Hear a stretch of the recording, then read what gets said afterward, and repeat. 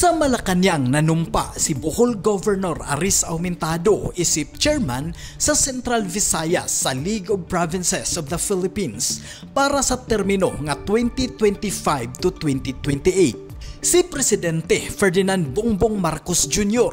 ang nihimo sa oath-taking sa mga bag-ong napili nga national officers o executive board members sa League of Provinces of the Philippines. Ang mga gobernador sa tibuok Pilipinas nagpahigayon og General Assembly. Ilang gihisgutan ang papel o responsibilidad sa matag probinsya sa pagplano o pagpatuman sa mga proyekto sa national government. Pinasubay sa panawagan sa presidente alang sa accountability, transparency, fairness o prior consultation. Ang League of Provinces mao ang opisyal nga organisasyon sa mga gobernador sa tibuok Pilipinas. Giumol ang League of Provinces of the Philippines aron pagpalig-on sa koordinasyon sa lokal ug nasyonal nga pangagamhanan alang sa kalambuan sa matag probinsya.